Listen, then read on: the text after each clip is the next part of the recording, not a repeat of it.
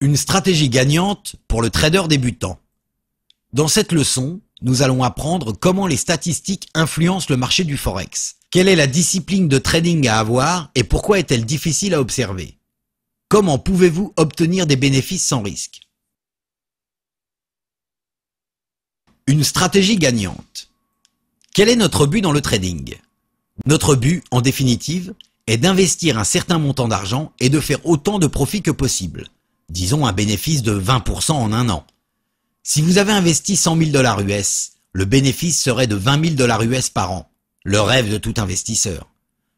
Faisons un peu de calcul et examinons combien on devrait réaliser de profit par jour. En ne tenant pas compte des week-ends et jours fériés, nous arrivons à 200 jours entiers et actifs par an. En d'autres termes, nous devons gagner 100 $ US par jour. Si vous avez investi 100 000 $ US en actions, et théoriquement celles-ci peuvent chuter de 10 à 15% en un jour, nous avons vu cela se produire récemment, cela voudrait dire que vous risquez 10 000 à 15 000 $ US par jour pour pouvoir gagner à la bourse 100 $ US par jour. Pourquoi prendre autant de risques? Si vous pouvez effectuer une transaction de 10 000 $ US sur le marché du Forex, risquez moins et gagnez plus. Dans cette leçon, je vais vous enseigner une stratégie gagnante. Tout dépendra de vous, de la motivation, de la volonté et de la patience dont vous ferez preuve pour l'exécuter. Sur le marché boursier, il y a des analystes, des économistes et des prévisionnistes. Chacun essaie de prévoir dans quel sens le marché va-t-il aller. Et si oui ou non il sera à la hausse ou à la baisse. S'ils peuvent le faire. Je peux faire des prévisions aussi si l'euro va monter ou baisser. Et nous avons déjà mentionné qu'il est beaucoup plus facile de prévoir le marché du Forex. Vous aussi, vous pouvez apprendre à le faire et vous pouvez toujours demander leur aide. Rappelez-vous, dans ce marché, personne ne possède un avantage sur vous. Revenons à l'opération dont nous discutions. La transaction de 10 000 €. La valeur de chaque pipe est de 1 $ US. En supposant que j'ai eu raison et que l'euro soit monté de 100 pips en un jour, j'ai gagné 100 $ US en un jour. Je vais placer un ordre stop-loss à 50 pips et risquer 50 $ US. Ou bien je vais placer un ordre stop-loss à 100 pips et risquer un maximum de 100 $ US. Pourquoi dois-je risquer de 10 000 à 15 000 $ US sur le marché boursier afin de gagner 100 $ US lorsque dans le marché du Forex, je peux risquer qu'un maximum de 100 $ US? Maintenant, nous arrivons à la partie intéressante de la leçon. Nous allons voir comment définir le niveau de risque sur le marché du Forex au paiement des commissions uniquement, ce qui signifie 3 pips par transaction, et comment nous allons être en mesure d'avoir un bénéfice annuel de 50%. J'ai un jeune enfant de 5 ans, Jonathan, et je ferai de lui un gestionnaire de placement Forex. J'ai un sac contenant 10 000 $ US, et tous les matins, sur le chemin de l'école, je lui demande « Jonathan, mon cher, qu'est-ce que papa va faire aujourd'hui? Va-t-il acheter des euros ou vendre des dollars US ?» Tout ce que l'enfant dit, je le fais. S'il dit acheter, j'achète 10 000 €. S'il dit vendre, je vends 10 000 $ US. Et ainsi de suite pendant 100 jours. Pour chaque transaction, je définis un ordre stop-loss de 100 pips et un ordre de take profit de 100 pips. Cela signifie que si l'enfant a raison, je gagne 100 $ US. Et s'il se trompe, je perds 100 $ US. Combien de fois pensez-vous que sur 100 opérations, mon fils a-t-il gagné 100 $ US? Et combien de fois a-t-il perdu 100 $ US? La réponse est de 50 à 50. Ce sont des statistiques. En fin de compte, cela revient à 50-50. Mon fils devine si l'euro peut monter ou descendre. Il n'y a pas d'autre possibilité. C'est comme jouer à pile ou face. Quel sera le solde du compte de mon fils au bout de 100 transactions? 50 opérations rentables et 50 transactions non profitables. 10 000 $ US est le montant initial, moins les commissions qui seront versées. En supposant que la commission est de 3 pips et chaque pip est de 1 $ US, cela fait donc 3 fois 100, soit 300 $ US. En un sens, mon compte va passer à 9 700 USD. Remarque, un enfant de 5 ans trade sans aucune connaissance dans le domaine et ne perd que la commission. Comment expliquez-vous cela? Un enfant de 5 ans est meilleur que des traders expérimentés du Forex? Comment ne risque-t-il que la commission? Je vais vous l'apprendre maintenant. Victoire garantie. Pour arriver à une situation dans laquelle le risque maximal est la seule commission, il faut respecter deux règles. La règle de l'intégration. Bon levier plus information statistique correcte égale victoire assurée. Pour atteindre un risque minimal, vous devez diviser votre portefeuille en nombreuses portions plus petites. On peut aussi le dire d'une autre manière. Il est interdit de risquer plus de 2 à 3% du portefeuille sur une seule transaction. Qu'est-ce que cela signifie? Si j'ouvre un portefeuille minimal de 10 000 $ US, je ne risque pas plus de 200 à 300 $ US sur une seule transaction. Comment fais-je cela? Je définis un ordre stop-loss à une distance maximale de 200 à 300 pips. Et pourquoi? Lorsque vous lancez une pièce, vous pouvez obtenir des séquences de face ou pile. Ce n'est pas une fois face, une fois pile, cela peut être 5 fois pile et 3 fois face. Lorsque l'on additionne les résultats, il en ressort 50-50. Les statistiques sont de votre côté lorsqu'il y a de nombreuses transactions. Et comme nous l'avons dit, sur 20 lancés, la pièce peut se poser sur face 13 fois et 7 fois sur pile. Mais il n'y a pas besoin de s'inquiéter. Cela va s'équilibrer plus tard.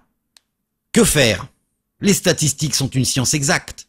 Par conséquent, il est interdit d'arriver à la situation où vous n'aurez plus d'argent pour le trading, car alors le jeu sera terminé et toute la théorie que je vous enseigne sera remise en cause. Quelle est la chance que mon fils sur le chemin de l'école perde 20 fois de suite ou que je fasse tourner une pièce 20 fois et qu'elle se pose sur face? La réponse est 0 point puissance 520, ou en d'autres termes, 1 pour 1 million. La possibilité que vous perdiez 20 fois de suite, même si vous êtes un enfant de 5 ans, est de 1 sur 1 million. Et quelle est la probabilité que je perde 30 fois de suite? 1 sur 1 milliard. Cela n'arrivera jamais. Vous ne serez jamais capable de perdre tout votre portefeuille. Les statistiques sont de votre côté. Donc, n'oubliez jamais la règle. Ne risquez pas dans une transaction plus de 2 à 3%, de telle façon que si vous perdez consécutivement sur quelques transactions, rien de grave ne s'est passé. Vous avez assez d'argent pour poursuivre vos activités et dans la suite, le compte s'équilibrera. Pour rappel, l'intérêt des courtiers est que vous fassiez autant de leviers que possible, afin qu'ils profitent davantage d'une commission plus élevée. Mais vous devriez vous soucier de vos intérêts. N'utilisez pas de levier de plus de 2 fois ou tout au plus 3 fois, dans des cas particuliers. Je vous permets d'utiliser un levier une fois par mois d'un facteur de 4, et je suis généreux. Pourquoi ne pas utiliser un levier de 100 fois? Parce que nous supposerons que vous avez déposé 10 000 $ US et vous avez effectué une transaction d'1 million d'euros, ce qui est un effet de levier de l'ordre de 100 fois. Quelle est la valeur de chaque pipe? 100 $ US. Comme nous l'avons mentionné, l'euro peut évoluer d'environ 100 pips en un jour. Donc, si le marché est contre vous par 100 pips, vous perdrez 10 000 $ US. En d'autres termes, vous perdez tout votre argent en une seule journée. Il est vrai que vous pouvez perdre tout votre argent en paiement de commission. Mais si vous ne comprenez pas le marché, vous n'identifiez pas les tendances et vous ne savez pas comment analyser quand l'euro va-t-il augmenter ou diminuer, alors s'il vous plaît, ne spéculez pas. Ce n'est pas pour vous. Taille de l'effet de levier. Voyons voir pourquoi tout le monde tombe dans le piège. Discutons de l'importance de la taille de l'effet de levier. Vous avez appris une stratégie de trading et vous commencez à gagner. La stratégie fonctionne. Le jour arrive où vous tradez sur le marché déjà depuis quelques mois et vous êtes en train d'obtenir de très importants gains. Vous êtes devenu un expert en euros. Votre vie, c'est l'euro. Et puis un jour, vous êtes sûr que l'euro est sur une tendance à la hausse. Vous l'avez lu dans des articles. Le graphique de l'analyse technique montre un point de départ et le G8 se réunit. Et ils disent qu'il faut lutter contre le renforcement de l'euro. Tout le monde est au courant déjà. L'euro se déplace vers le haut. Et vous vous dites, mon argent ne travaille pas. Pourquoi ne ferais-je pas une importante transaction d'1 million d'euros? Il ne fait aucun doute que l'euro va monter. Et puis vous pensez, non, nous avons dit qu'il est interdit de pratiquer le levier. Vous vous en êtes tenu à cela. Vous ne vous êtes pas laissé prendre par vos émotions et vous êtes attaché à la règle. Vous avez ouvert une transaction de 10 000 euros, eh bien c'était évident, l'euro a augmenté de 100 pips. À la fin de la journée, vous vous sentez comme un perdant pour avoir fait une petite transaction. Vous gagnez 100 $ US parce que si vous aviez utilisé l'effet de levier, vous auriez gagné 10 000 $ US. Et vous vous dites, L'argent était par terre et je ne l'ai pas ramassé. Ce n'est pas grave. Ce qui est important, c'est que je m'en tienne aux règles que je me suis fixées. Un autre jour passe, et vous vous dites aujourd'hui l'euro est sans aucun doute en train de se corriger, et il est à la baisse. Et vous ouvrez une autre petite transaction. Et vous avez raison. Et ainsi de suite, pour une ou deux fois. Maintenant vous commencez à céder. Et puis vient le jour où vous êtes sûr que l'euro va augmenter. Et vous êtes tenté d'ouvrir une transaction de 100 000 euros. Et puis, qu'est-ce qui se passe? Le marché de votre côté, vous bénéficiez, vous avez gagné 10 fois plus, soit 1000 $ US en un jour. C'est amusant de faire 1000 $ US en une journée, non? Maintenant, vous commencez à vous laisser emporter. Vous êtes capable de faire 1000 $ US par jour, 2000, 3000 $ US, et puis vous perdez 5000 $ US en un jour, sans remarquer que vous êtes arrivé dans le grand casino du monde. En fin de compte, tout le monde perd de l'argent au casino. Ce sont les statistiques. Question. Pensez-vous que vous pouvez maintenant revenir en arrière et spéculer dans des transactions de 10 000 euros? Jamais plus. Usage incorrect des ordres stop-loss et take-profit. Vous avez placé un ordre stop-loss de 100 pips en dessous du prix d'entrée et un ordre de take-profit à 100 pips au-dessus du prix d'entrée. Les prix baissent de 100 pips. Ils arrivent au taux pour lequel vous avez défini l'ordre stop-loss. Ce dernier passe à l'action et la transaction est automatiquement fermée. Et dès que la transaction est clôturée, le taux de change remonte de 200 pips.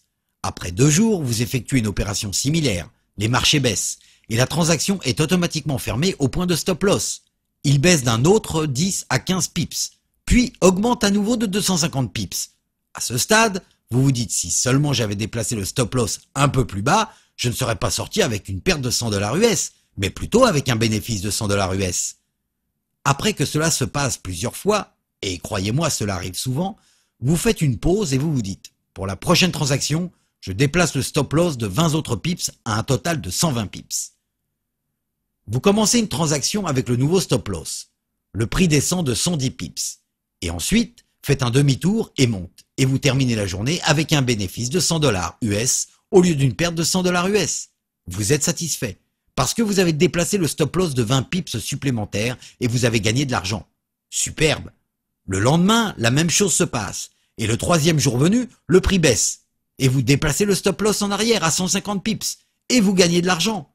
La quatrième fois, il tombe de plus en plus. Et vous le déplacez vers 200, 250, 300, 350, voire 400 pips.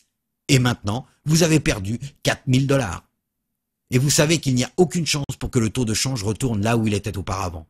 Vous ne pouviez pas fermer la position à 300 $ US, à 4000 $ US. Votre main va trembler. En outre, vous êtes certain qu'il n'y a aucune chance que le marché continuera à agir contre vos positions tout le temps. La chute. Ok, vous devez prévoir plus d'argent. Vous avez obtenu un prêt de quelques amis. Vous savez que la devise va se corriger, mais vous ne savez pas quand ça arrivera. Si vous êtes arrivé jusque-là, ne serez-vous pas là quand la correction arrivera? Pour des raisons émotionnelles, vous ne pouvez pas fermer la position et vous continuez à obtenir davantage de prêts et la perte continue de croître. Les gars, vous assurez vos maisons? Payez-vous une prime pour votre assurance? Avez-vous une assurance vie? Avez-vous une assurance automobile? L'ordre de stop-loss est votre prime d'assurance, de sorte que vous ne perdrez jamais plus que ce que vous vous êtes permis de perdre. Savez-vous à quoi ressemble une feuille de bilan des clients perdants sur le marché du Forex? 98% de leurs transactions sont rentables. La plupart des traders gagnent peu et perdent beaucoup. Voilà comment la plupart des gens tombent. Mais celui qui sait ne pas perdre plus de 2 à 3% dans une transaction et celui qui sait ne pas utiliser l'effet de levier établit le risque sur le marché du Forex à la perte des commissions seulement. Et vous vous connaissez, ainsi que votre personnalité, et vous savez que personne ne vous forcera à utiliser un levier de 100 fois. Celui qui sait que sa personnalité ne va pas lui permettre de pratiquer l'effet de levier à bon escient et qu'il n'est pas en mesure de risquer que 2 à 3% de son portefeuille dans une transaction ne devrait pas entrer dans le marché du Forex. Il est préférable pour lui d'aller jouer à Las Vegas, il va plus s'amuser là-bas. Comment gagner? Jusqu'à présent, nous avons discuté de la façon de protéger nos portefeuilles et comment ne perdre que des commissions. Mais vous ne voulez pas apprendre à perdre des commissions ou fournir des fonds aux courtiers, vous voulez apprendre à gagner de l'argent. Maintenant, commence la partie intéressante de la leçon. Voyons voir combien d'argent peut être gagné sur le marché du Forex en un an, en risquant des commissions seulement. Y a-t-il un économiste dans le monde qui sait comment évaluer avec certitude où l'euro ira? Dans quel sens ira le marché de l'or ou le Nasdaq? Quel sera le taux d'intérêt? Y aura-t-il inflation? Qu'est-ce qu'une licence en économie? Une maîtrise, un doctorat, un prix Nobel, une société d'investissement, un gestionnaire de portefeuille? Pourquoi tout ce secteur existe-t-il même? Simplement pour comprendre qu'il est possible d'évaluer avec un certain niveau de probabilité quelle est la direction de l'euro afin de briser l'égalité. De combien? Vous le verrez dans un instant. Une bonne gestion de capital. Afin de fixer le montant de risque au seul montant des commissions que nous allons payer, il faut avoir un bagage économique qui vous permette de briser l'égalité et de faire plus de transactions rentables que de transactions perdantes. Qu'avez-vous besoin d'apprendre pour savoir quand est-ce que l'euro va monter? La première chose, l'analyse technique. Il s'agit d'une analyse des prix d'une certaine devise afin d'identifier les tendances, etc. Et quelle est la première règle en économie? Aller avec la tendance du marché. C'est une science qui s'apprend, ce n'est pas compliqué.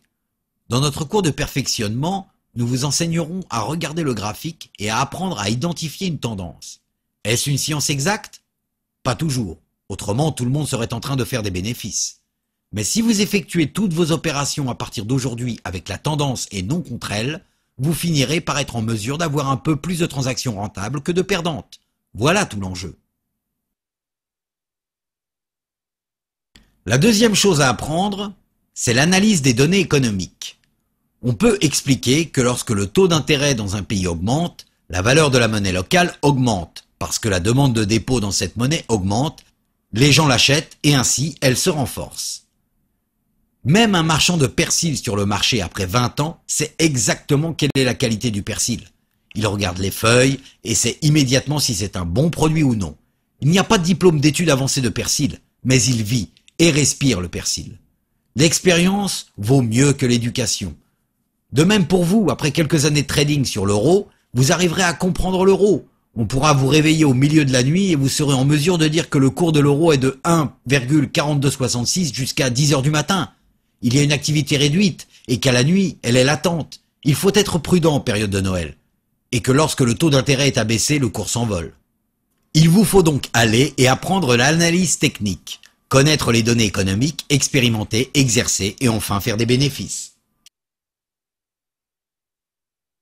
Voyons maintenant ce que vous pouvez faire si vous obtenez les connaissances minimales et l'expérience lorsque nous brisons l'égalité. Maintenant, je vais vous montrer un business plan simple. J'ouvre une entreprise. Le nom de l'entreprise est Euro et Fils, SARL.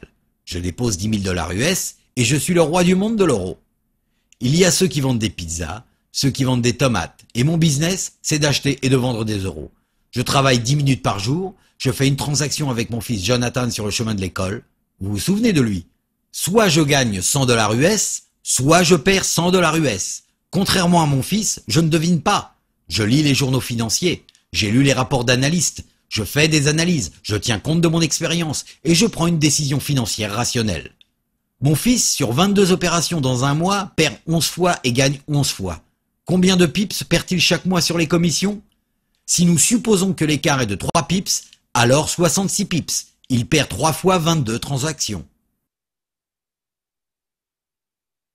L'objectif du plan d'affaires, être meilleur que mon fils. Seulement une fois par mois, prendre les informations que j'ai et les traduire en victoire.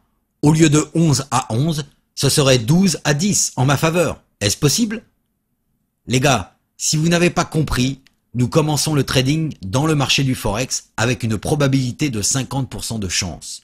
Je veux battre le marché juste une seule fois avec la connaissance. Est-il certain que je serai en mesure de compléter une seule transaction de mieux en ma faveur sur 22 transactions? Non, il n'y a pas de garantie dans les affaires, mais il n'y a aucune chance sans risque.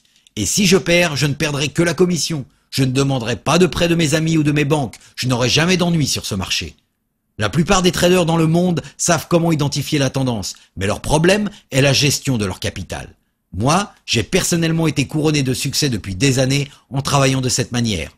La plupart des traders qui ont appris cette leçon et les leçons suivantes ont réussi à briser l'équilibre, mais malheureusement n'ont pas réussi à observer les instructions et les règles que j'ai établies pour eux. C'est mathématiquement simple. Voyons voir ce qui se passe si je parviens à faire une transaction qui est un succès de plus en ma faveur. Faisons un peu de mathématiques simples. Nous avons parlé de 12 transactions rentables contre 10 perdantes, d'accord? 12 transactions rentables multipliées par 100 pips donnent 1200 pips en un mois. 10 transactions perdantes multipliées par 100 pips donnent 1000 pips en un mois. Combien est 1200 pips moins 1000? 200 pips. Nous allons soustraire la commission, le spread, que j'ai payé pour exécuter les opérations.